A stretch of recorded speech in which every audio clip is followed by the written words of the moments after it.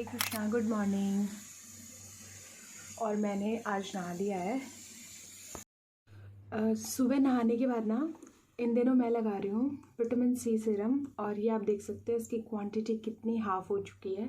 ये organic harvest की है, और मैंने आप लोगों के साथ में इससे पहले जो माइग्लैम कंपनी थी उसकी भी शेयर की थी, तो वो भी है, ये भी है। तो इन दिनों मैं ये वाली लगा रही हूँ, कभी कभी वो भी लगा लेती हूँ। तो इस तरीके से इसको इस तरीके से भरते हैं, क्योंकि ऑर्गेनिक हार्वेस्ट जो है वो ज़्यादा प्योर कंपनी है और अच्छे प्रोडक्ट्स बनाती है।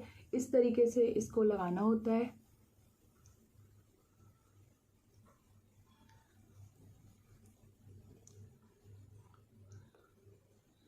जब भी हम लोग और ये जो विटामिन सी सीरम है वो लगाते हैं, कोई भी ब्रांड की लगाते हैं, मैं कोई ब्रांड प्रमोशन नहीं कर रही हूँ, कोई भी ब्रांड का लगाते हैं, तो उसके ऊपर अगर हम डे टाइम में लगा रहे हैं ना, तो ज़रूरी होता है कि हम अपने स्किन को फिर जो सन ब्लॉक है उससे कवर करें, यानी कि सनस्क्रीन ज़रूर लगाएं। वैसे मैं सनस्क्रीन जो है हर किसी को रिकमेंड नहीं करती हूँ, लेकिन अगर आपकी स्किन की प्रॉब्लम बहुत ज़्यादा है और आप चाहते हैं उसको जल्दी से ठीक करना, तो सिर्फ फेस एरिया पर आप लोग सनस्क्रीन जो है वो यूज़ कर सकते हैं। और ऑर्गेनिक कंपनीज जो होती है ना, ये जो प्रोडक्ट्स बनाती है, ऑर्गेनिक प्रोडक्ट्स बनाती है, नेचुरल प्रोडक्ट बनाती है, इनकी सनस्क्रीन उतनी ज़्यादा आप लोगों को हार्श नहीं करती है। उसमें बेसिकली वही नेचुरल इंग्रेडिएंट्स डले होते हैं जो कि आप जैसे एलोवेरा में आप समझ सकते हैं, नेचुरल सन ब्लॉक है, आप यूज़ कर सकते हैं। कोकोनट ऑयल है, ये सारे जो ऑयल्स हैं ये सब नेचुरल सन ब्लॉक का काम करते हैं आपके बॉडी पे जाके।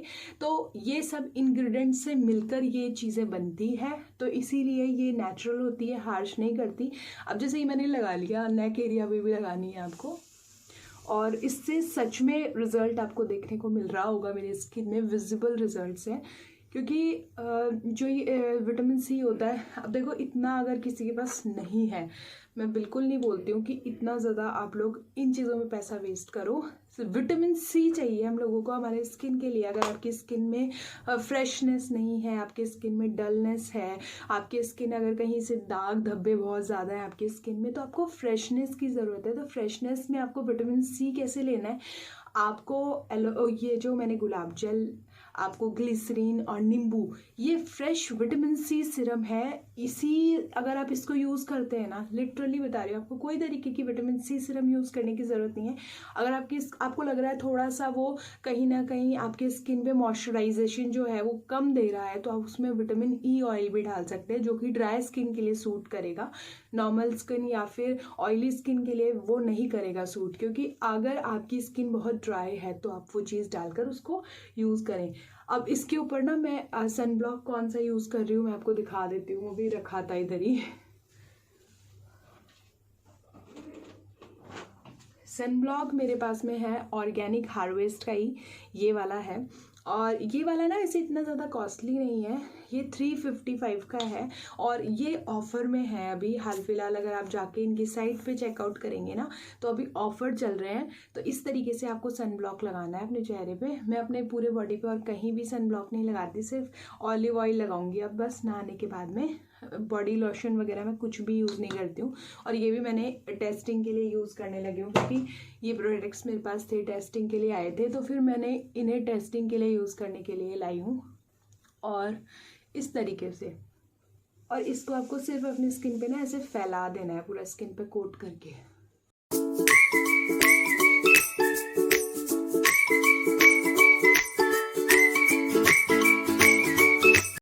तो पूरा फेस कवर हो चुका है, सन ब्लॉक लगा लिया, ये लगा लिया, और बस अब कुछ नहीं लगाना है।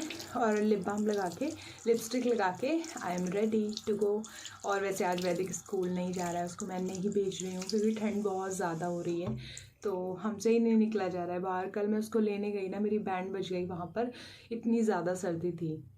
तो आज मैं ना आपको एक बहुत ही अच्छी रेमेडी बताती हूँ। ये है आमल की रसायन, और ये व्यास कंपनी का है। आपको ज़्यादा से ज़्यादा ये देखिए 95 रुपीज़ का है, और इसका जो टेक्सचर होता है वो कुछ इस तरीके का होता है।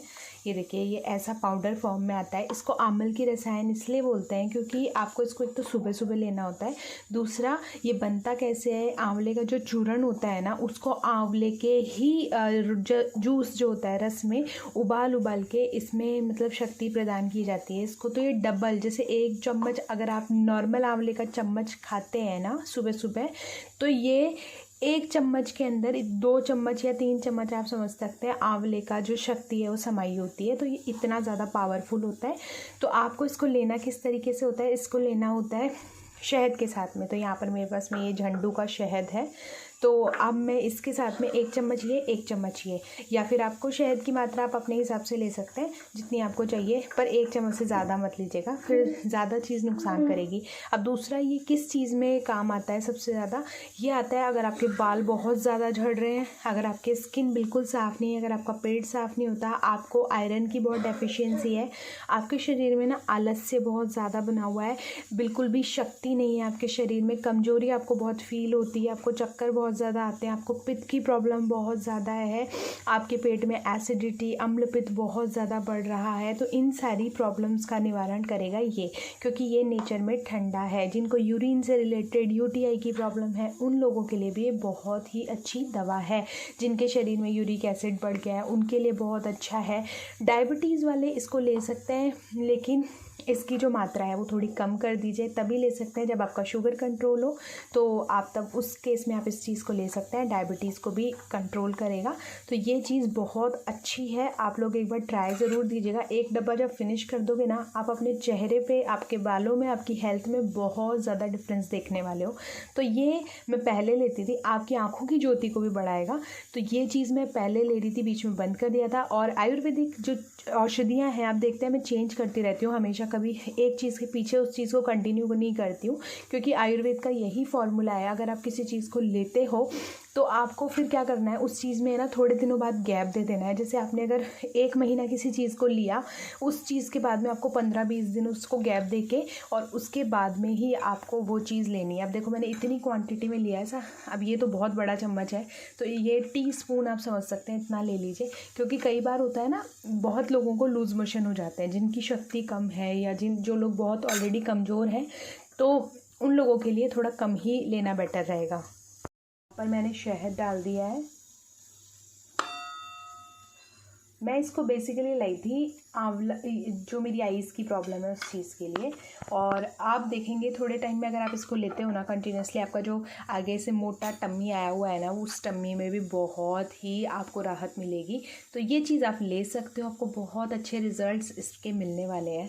अगर कोई कंटिन्यूसली किसी चीज़ को फॉलो करता है ना, मैं आपको सच बात बता रही हूँ, इनसे बहुत ज़्यादा जल्दी रिजल्ट्स मिलते हैं। हम लोग सोचते हैं कि बस, हम लोग क्या करते हैं 3-4 दिन फॉलो करते हैं, उसके बाद छोड़ देते हैं।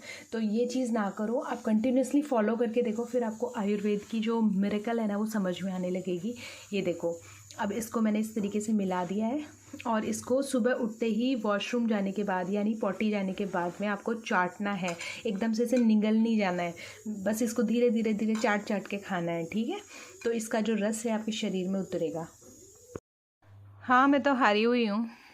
ये देखो जी, आज मेरा बंदर है वो स्कूल नहीं गया, क्योंकि इसको क्या लग रही थी, ठंडी लग रही थी, इसलिए स्कूल नहीं गया। फिर वैसे कैसे नहीं बोलते बेटा, गंदी बात होती है। और पूजा करके आ गया है मेरे साथ, निकल रही है, और धुआं निकल रही है, स्मोक नहीं, स्मोक निकल रही है। आपको इसमें स्टीम लेनी है? नहीं, स्टीम नहीं लेनी है, आप ही लो स्टीम आपकी, ठीक है, स्टीम आप ही ले लो अपनी। नहीं, आप ले लो। अच्छा, बहुत अच्छी है। वैदिक ने क्या खाया अभी? आपकी बात आ रही है। वैदिक गिर गया ना, मैं आपकी पिट्टी कर दूंगी ज़ोर से। और वैदिक ने ना आज ये नया स्वेटर पहना है। ये स्वेटर इसकी मतलब मेरी जो हाँ झंडा का है, फ्लैग वाला स्वेटर है। मेरी जो सिस्टर इन लॉ है, उनकी मदर इन लॉ ने बना के खुद अपने हाथ से इसके लिए गिफ्ट किया था, तो मैंने आज इसको पहना दिया। तो क्या इतना खुश हो रहा है, मम्मा मेरा फ्लैग वाला स्वेटर है ये। गंदा बच्चा।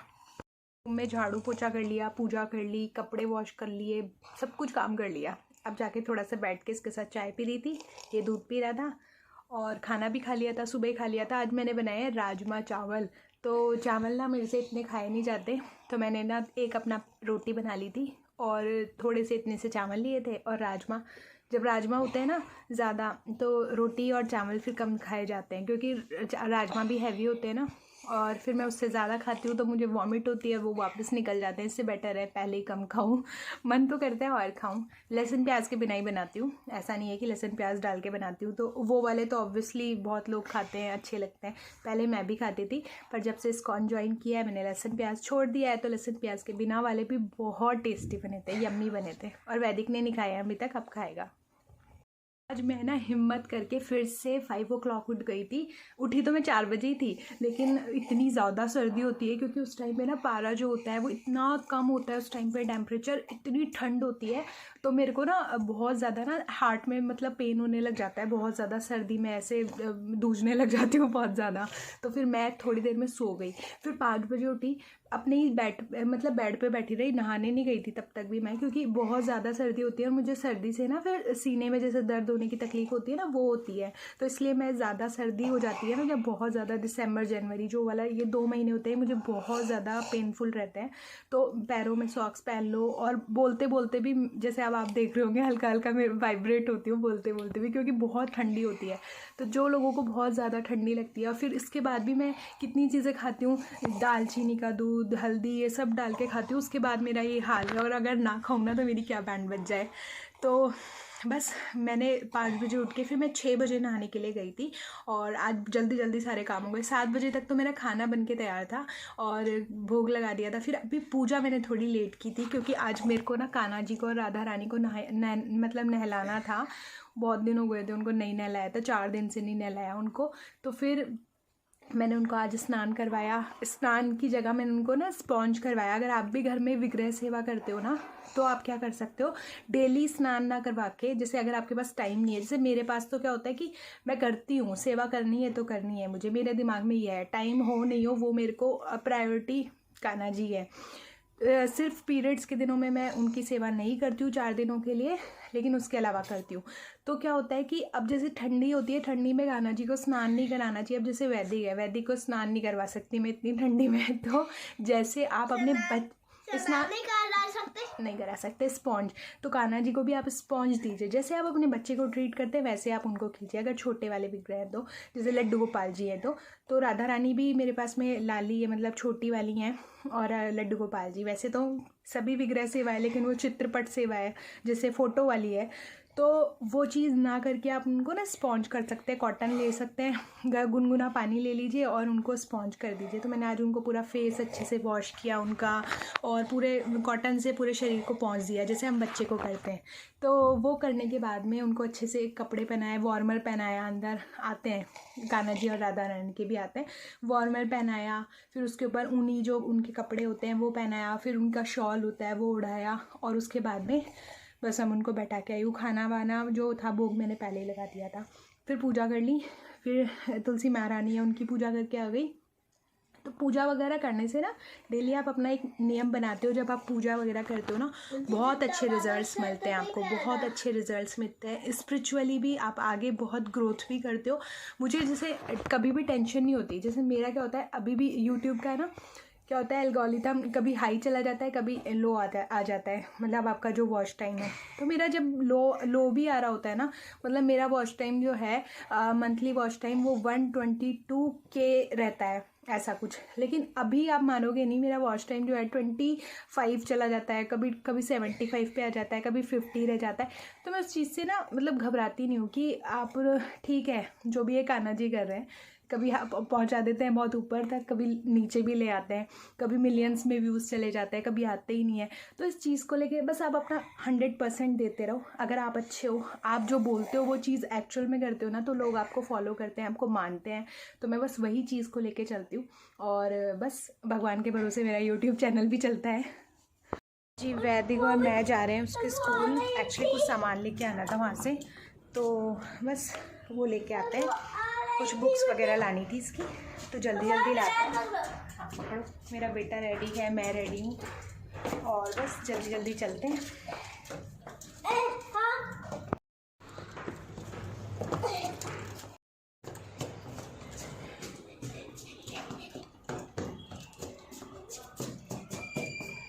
आज ना रोज़ाना ठंडी इतनी ज़्यादा होती है। वे तो आपको लगती है स्कूल में जाते हो जब ठंड? नहीं। नहीं लगती इसको। दोस्तों आज मैं ना आपको एक बहुत ही अच्छी चीज़ दिखाने वाली हूँ। मैं यहाँ पर टेस्ट कर रही हूँ। मेरे पास ना एक्चुअली 3 बनारसी या मतलब सिल्क की साड़ी आप समझ लो, बनारसी भी नहीं तो मैं चेक करने वाली हूँ उनकी प्योरिटी की, उनकी प्योरिटी कितनी है। तो उसका आप ऐसे छोटा सा टुकड़ा ले लो और इसको जलाकर एकदम देखना है। तो ये देखो पूरा जलना चाहिए। और जलने के बाद ना अब जैसे ये टपक गया है ना, ये जो चीज़ टपक गई और लिक्विड जैसा है, दैट मीन्स ये चीज़ जो है वो प्योर नहीं है। अगर आपको कोई कह के बेच रहा है प्योर चीज़ है तो आप इस तरीके से उसको चेकआउट कर सकते हो। अब दूसरी साड़ी है, दूसरा मतलब साड़ी का किनोर है, उसको चेक करते हैं। वो चेक कर लेते हैं, ये रही। इसको भी चेक करते हैं कि इसकी प्योरिटी कितनी है। मतलब वो टपकना नहीं चाहिए। अब देखो ये इसने भी टपक गया ना ये, दैट मीन्स ये भी प्योर नहीं है। और अब इसके बाद एक लास्ट और बचा है मेरे पास, उसको भी चेक करते हैं। तो आजकल जितने लोग बोलते हैं ना, और इसको जलने के बाद ना ऐसी स्मेल आनी चाहिए जैसे बाल जल रहा है, ठीक है? ऐसी स्मेल नहीं आनी चाहिए प्लास्टिक जल रहा है जैसे। अब जैसे ये एक और है, अब ये देखो जल रहा है आराम से। लेट्स सी इसका टेस्ट कैसा है। ये भी टपकेगा मुझे लग रहा है, जहाँ तक ये भी टपक गया, that means this is also not original. अच्छा फिर ओरिजिनल क्या होता है? ये टपकेगा नहीं और जब ये सूख जाएगा ना तो जैसे पाउडर होता है राख के जैसा, तो ये वैसा हो जाएगा। अब ये जैसे देखो एकदम प्लास्टिक के जैसी बॉल बनी है इसकी, लेकिन अगर ये ओरिजिनल होता तो इसकी राख के जैसी बॉल बनती। तो ये ओरिजिनल नहीं थे पीसेस। इस चीज़ को ना मैंने टेस्ट करने के लिए मैंने जो मेरी ओरिजिनल सिल्क की साड़ी है ना, पहले उसका कोना निकाला और उसको जला के देखा। अब मैं वापस से उसका कोना नहीं निकाल सकती क्योंकि वो ऑलरेडी पीको है, और मैं अगर उसको और काटती रहूँगी आपको दिखाने के लिए तो पूरी साड़ी ख़राब हो जाएगी। तो जब मैंने उसको जलाया ना, वो पूरी साड़ी एकदम आग दिखाते ही जल गई। और दूसरा उसकी जो ये टपका नहीं है, जैसे जो गिरता है ना उसका धागा जो है टपक के गिरा नहीं है। दूसरा वो जब जल गई तो एकदम राख के जैसा, पाउडर के जैसा बन गया। तो ये एक मतलब प्योरिटी टेस्ट करने की मतलब चीज़ है। दूसरा होती है वो रिंग टेस्ट पास करती है वो साड़ी। तो सिल्क को अगर आपको टेस्ट करना है, पतला सिल्क है, सॉफ्ट सिल्क है, तो आप अगर उसको टेस्ट कर रहे हो ना तो रिंग टेस्ट पास करेगी। तो मैं वो भी आपको दिखाऊंगी, वो मैं आपको रात को दिखाऊंगी। मे बी अभी मैं थोड़ा सा खाना वगैरह बना लूँ। तो अगर वो चीज़ रिंग टेस्ट को पास करिए, दैट मीन्स वो भी एक प्योरिटी का साइन होता है सिल्क का। तो अगर आप किसी भी तरीके की प्योर चीज़ ले रहे हैं, जैसे कि सिल्क ले रहे हैं, प्योर पश्मीना ले रहे हैं, तो एक रिंग टेस्ट पास कर रहा है अगर कोई चीज़, दैट मीन्स उसमें बहुत सारा परसेंटेज जो है वो प्योरिटी का है। तो इस तरीके से आप बाय कर सकते हैं अगर आपको नॉलेज नहीं है सिल्क की या कोई भी ओरिजिनल फैब्रिक की। तो और दूसरा, जलने के बाद में सिंथेटिक स्मेल नहीं आना चाहिए, ये तो सबसे बड़ा मतलब साइन है। लेकिन क्या होता है, कभी कभी हम लोग जब भी कुछ बाय करते हैं तो उसमें जैसे होता है 80% प्योरिटी है प्लस 20% उन्होंने मिक्सिंग की है, तो इस रेशो में भी आपको मिलता है फैब्रिक, तो तब भी टपकेगा। तो ये वाला जो चीज़ है ना, इस चीज़ का थोड़ा सा आपको ध्यान रखना पड़ेगा कि कई बार होता है ना फैब्रिक को हम हाथ में उठाते हैं और ऐसे लगता है यार ये तो एकदम प्योर फैब्रिक है, लेकिन वो प्योर नहीं होता है। वो 80% प्योर होगा या 70% होगा, या जिसको हम बोलते हैं 60% प्योर है। तो वो हाथ में उठाने के बाद आपको इतना हल्का लगेगा, लाइट वेट लगेगा, आपको लगेगा यही प्योर फैब्रिक है। लेकिन प्योर फैब्रिक हमेशा याद रखिएगा, जैसे ही जलता है उसके बाद में वो एकदम राख हो जाती है। जैसे कि आपने कोई धूप बत्ती जलाई है या फिर कुछ आपका कागज़ जल गया है, उसके बाद में डस्टी फॉर्म में आ गया, या फिर कोई भी ऐसी चीज़ जो जलने के बाद में पूरी राख हो जाती है। तो उस तरीके के, जैसे कि कॉटन को अगर आप जलाओगे उसके बाद में वो राख हो जाएगा। तो इस तरीके से आप उस चीज़ को, फैब्रिक को टेस्ट कर सकते हैं। मेरे पास में ये साड़ी है और लेट्स सी ये रिंग टेस्ट पास करती है कि नहीं। इसको हम एक रिंग में डालने वाले हैं, जो कि मेरी ये रिंग है। और मुझे बोला गया है कि ये जो साड़ी है वो ओरिजिनल है। तो लेट्स सी ये रिंग टेस्ट पास करती है क्या। तो इसने अपना रिंग टेस्ट जो है वो पास कर लिया है। दैट मीन्स ये जो साड़ी है वो ओरिजिनल हैंडलूम सिल्क है। और ये देखिए, तो ये जो मेरी साड़ी है एकदम पतली सी है। आप इस पूरी साड़ी को उठा लो और इसको पहनने के बाद ना ऐसे पता भी नहीं चलेगा कि हमने साड़ी पहनी है, और छोटी सी हो जाती है, इतनी सी हो जाती है, पूरा 100 ग्राम की भी साड़ी नहीं होगी। और रिंग टेस्ट पास कर रही है, बहुत ज़्यादा खूबसूरत है और हैंडलूम सिल्क के ऊपर है, ये देखो। तो इस तरीके से आप अपने कपड़ों की पहचान कर सकते हो, जो भी आप लोग बाय करते हो ऑनलाइन ऑफलाइन। तो ये कुछ टिप्स थे मेरे, जो मैंने भी ऑनलाइन सीखे हैं। और एक चीज़ मैं आप लोगों के साथ में और सिल्क में शेयर करना चाहूँगी। आपको ना ओरिजिनल सिल्क दिखाती हूँ कैसा होता है। ये है मेरे पास में ओरिजिनल टसर सिल्क की साड़ी। सबसे पहली बात तो इस फैब्रिक को हाथ लेने में और जो सिंथेटिक फैब्रिक हाथ लगाते हैं उसमें रात दिन का फ़र्क है। दूसरा क्या होता है कि टसर सिल्क के साथ में मैं आपको ये चीज़ बता देती हूँ, उसमें हमेशा ना कॉन्ट्रास्ट रहता है कलर का, कि जैसे ना यहाँ पर आपको इसके साथ में कॉन्ट्रास्ट में मिल गई साड़ी। अगर पूरी साड़ी एक ही कलर की है तो आपको बॉर्डर के पास में यहाँ पर डिफरेंस मिलेगा। जैसे यहाँ का बॉर्डर जो होगा वो थोड़ा सा डार्क हो सकता है और इधर का जो बॉर्डर है वो लाइट होगा, मतलब कलर जो है साड़ी का लाइट होगा। और जैसे ये इसमें कॉन्ट्रास्ट इसके साथ में, इस वाले थ्रेड के साथ में, तो ये 100% वीविंग में साड़ी है, पूरी हैंडवर्क में है और सॉरी मशीन वर्क में है, लेकिन ये पूरी विविंग के साथ में है और पूरा ओरिजिनल टसर सिल्क की साड़ी है। तो देख सकते हो कपड़ा भी कितना डिफरेंट होता है इस तरीके से। तो इस साड़ी का मैंने किनारा जो है वो जलाया था यहाँ से लेके। अब क्या है, मैं ये पूरी साड़ी ना एकदम तैयार है तो मैं इसको बार बार जला के आप लोगों को नहीं दिखा सकती, नहीं तो मेरी जो पूरी साड़ी है वो ख़राब हो जाएगी। तो ये इस तरीके से है, इसकी ग्रेस ही अलग होती है, जो ओरिजिनल चीज़ होती है उसकी ग्रेस ही अलग होती है, वो तो आप सब लोग जानते हो। तो ये चीज़ें ना मैंने एक्चुअली, जो शॉपकीपर्स होते हैं ना वो ये चीज़ बहुत कम शॉपकीपर्स आप लोगों को बताते हैं। तो जब आप धीरे धीरे फैब्रिक में थोड़ा सा नॉलेज आने लगती है ना, तो हम लोगों को ना धीरे धीरे ये चीज़ें समझ में आने लगती है। तो मैं फैब्रिक में ऑलरेडी बहुत पहले से मतलब नॉलेज है मुझे फैब्रिक की। मैं पहले अपना कपड़े वगैरह डिज़ाइन करती थी खुद ही, तो इस वजह से मैं थोड़ा सा फैब्रिक वगैरह बाय करती रहती थी और अभी तक मेरे को शौक़ है फैब्रिक्स बाय करने का। तो मैं खुद के लिए कपड़े फैब्रिक लेके आती थी और ख़ुद स्टिच कर लेती थी या फिर स्टिच करवाती थी। तो मुझे ना इस तरीके से फैब्रिक की थोड़ी थोड़ी नॉलेज आती जा रही है। तो ये वाले मेरे टिप्स थे, मैंने सोचा आप लोगों को भी बताती हूँ, क्योंकि सभी लोग ऑनलाइन फैब्रिक ख़रीदते हैं और अगर हम लोगों को ये कह के चीज़ बेची जाती है प्योर है, तो उसके बारे में हमें नॉलेज होनी चाहिए कि प्योर क्या चीज़ होती है। भून रही हूँ मेरी शकरकंद, जो कि स्वीट पोटैटो के नाम से जाना जाता है, और साथ में बन रही है यहाँ पे आलू बैंगन की सब्ज़ी। और अभी इसको भून लेती हूँ, फिर इसको खाऊंगी। पहले सर्दियों में मैं ना हमेशा खाती थी ये भुनी हुई शकरकंदी, और जो चूल्हा होता है देसी चूल्हा, जो उसमें हम लोग इसको डाल देते थे। जो रोटियां मम्मी बना लेती थी उसके बाद में ना हम चूल्हे में इनको डाल देते थे और एकदम टेस्टी लगती थी उसकी भुनी हुई। तो जो गोबर के उपले होते हैं उसी में ही भुनती रहती थी अपने आप, और इतना टेस्टी फ्लेवर आता था जो इस गैस में कहीं नहीं है।